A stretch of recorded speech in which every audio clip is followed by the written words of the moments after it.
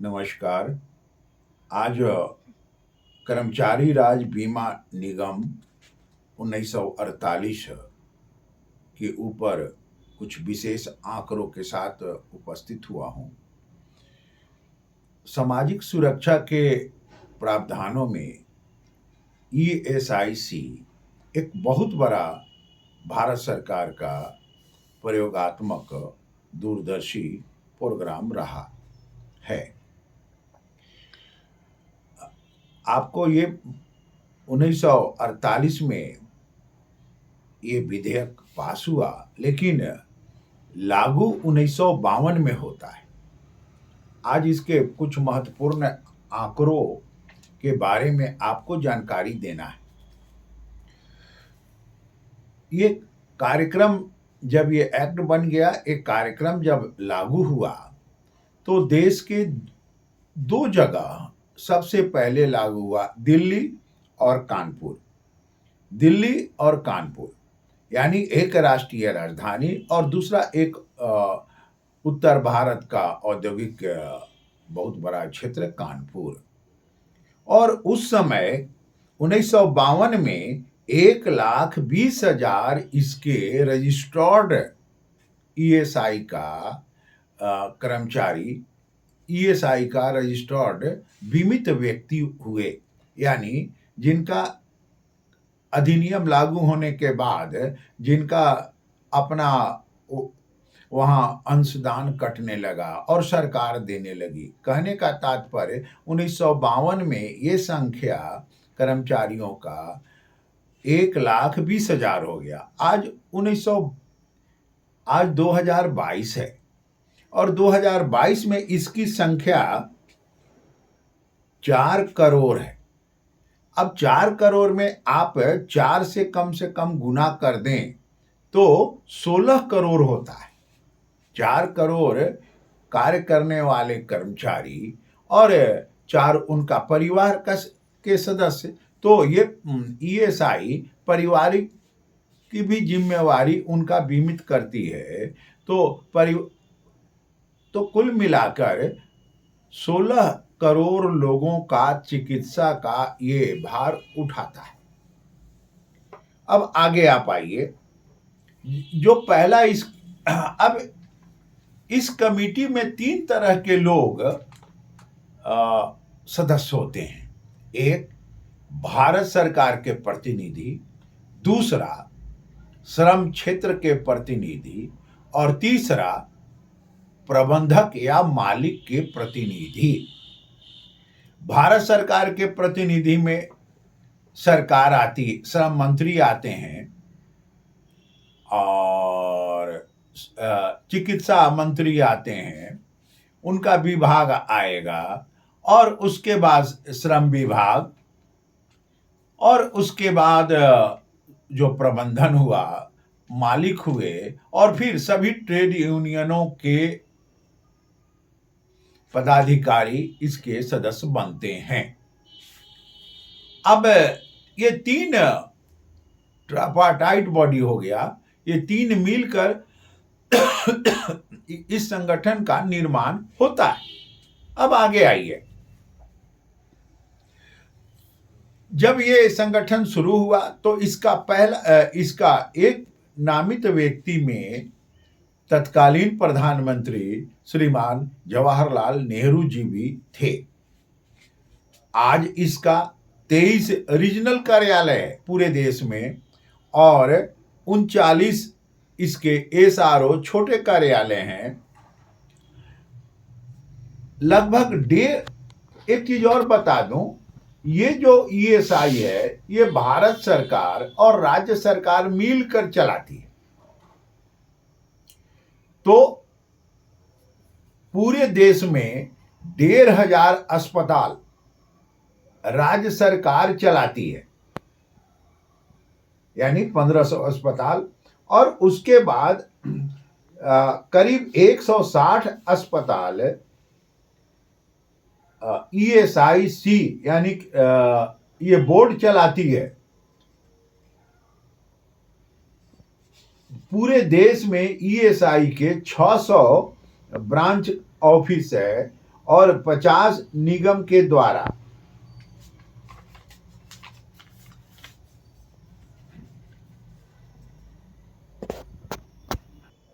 श्रम दोनों संविधान के दोनों सूचियों में आता है, केंद्र सरकार के भी और राज्य सरकार के भी। यही कारण है कि केंद्र और राज्य मिलकर इस व्यवस्था को चलाते हैं। अब आप देखें, जहां भी ये इसकी पात्रता जान ले, जहां भी 10 से अधिक लोग कार्यरत हैं, वहां यह अधिनियम आ जाएगा, अनिवार्य रूप से आ जाएगा।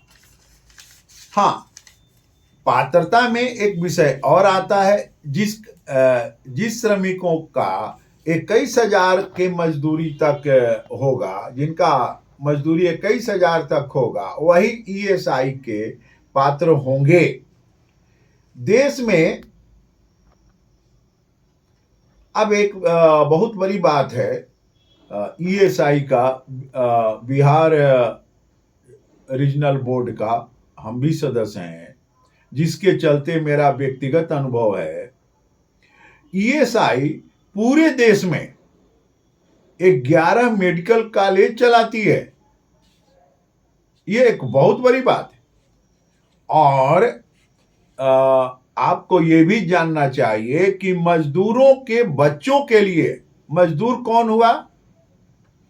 खेत खलिहान में कार्य करने वाले, यहां मजदूर नहीं शब्द नहीं आएगा। वो कर्मचारी, वो मजदूर, वो कारखाने का कर्मचारी या वो कर्मचारी जिसका ईएसआई कटता है, जिसके माँ बाप का ईएसआई कटता है, वो केंद्र सरकार में हो, राज्य सरकार में हो, कल कारखाने में हो या किसी निजी विभाग में कार्यरत हो, ऐसे सारे कर्मचारी के बाल बच्चा को ईएसआई मेडिकल कॉलेज में 465 सीट आरक्षित है। ये एक बहुत बड़ी बात है।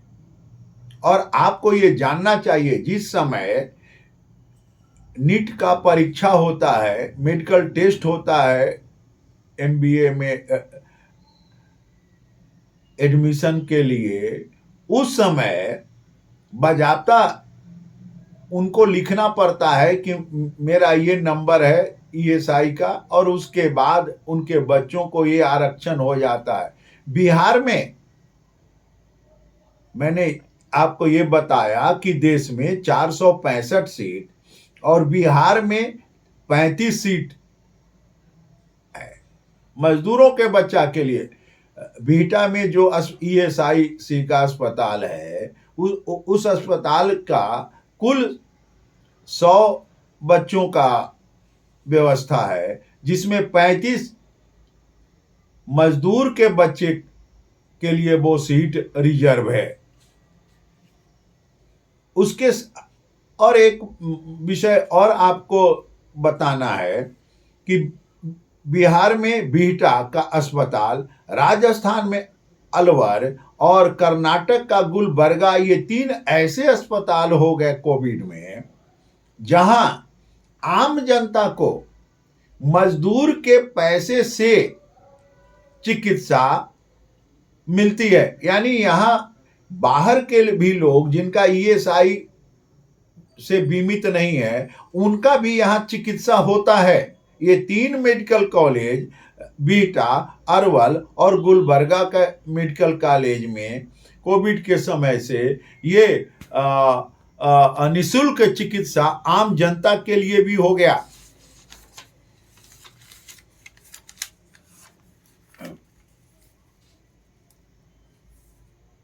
कोविड के दरमियान या जो भी आश्रित हैं,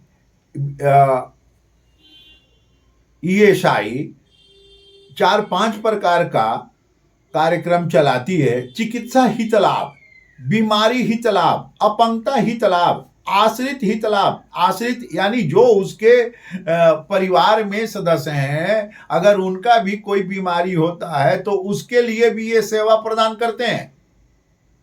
और मातृत्व हित लाभ, यहाँ 5,000 रुपया भी उनको मिलता है। और मृत्यु के समय ये भी एक बहुत मार्केबल विषय बनता है, जब इनके बीमित कर्मचारी की मृत्यु हो जाती है तो ईएसआई उनके दाह संस्कार के लिए 15,000 रुपया प्रदान करती है।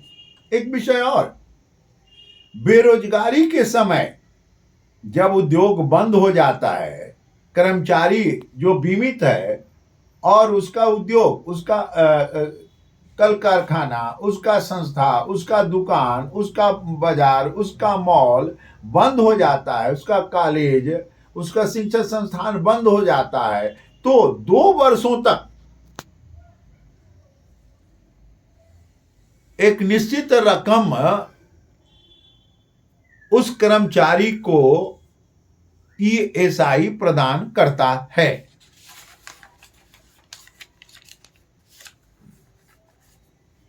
कोविड में, जब कोविड आया तो घर से जब उद्योग धंधे बंद हो गए, तो जो भी उद्योग बंद हो गया कोविड के दरमियान, तो 90 दिन का बेरोजगारी भत्ता ईएसआई अपने सारे बीमित कर्मचारियों को दिया।